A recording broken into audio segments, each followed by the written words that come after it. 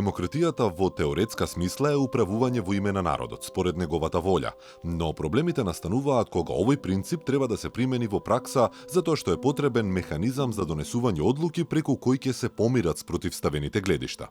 Во годините по независноста во Северна Македонија недостасува јавна дебата во која ќе се разгледаат спротивставените гледишта за многу важни општествени прашања врз база на аргументи и докази.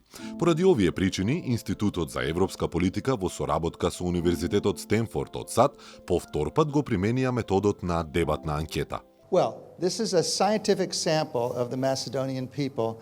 We put the whole country in one room where it can think about the issues, and the people have been deliberating in small groups with trained moderators to think about the most important questions that they can get answered by this distinguished panel of experts. You are about to hear those questions.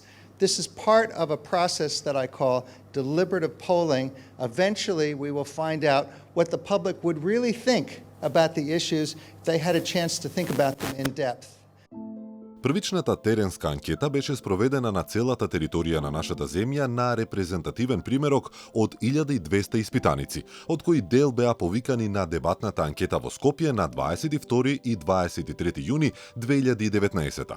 Во дискусиите учествуваа 130 луѓе од целата држава кои дебатираа заедно со експерти, академци, пратеници и судии.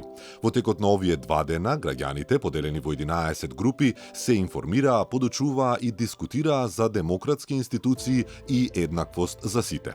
Потоа, секоја од групите поставуваше прашања на панелите со цел да се изградат информирани ставови. Сите прашања доаѓаа од граѓаните, за повеќето од кои ова беше прва можност директно да застанат спроти политичарите и релевантните чинители и да им постават прашање. По завршувањето на дискусиите, учесниците беа анкетирани со истиот прашалник со цел да се измерат промените во нивните ставови и информираност. Анкетата придонесе за значително зголемување на бројот на граѓани кои ценат дека треба да биде нелегално да се одбие да се даде медицинска помош поради нечија сексуална ориентација.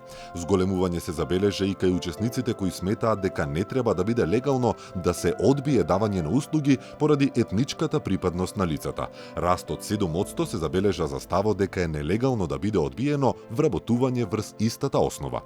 Мислењето на учесниците за потребата од демократизација на земјата не се промени пред и по дебатата и остана високо. Како и пред и по дебатата, постои висок степен на поддршка за реформи во правосудството.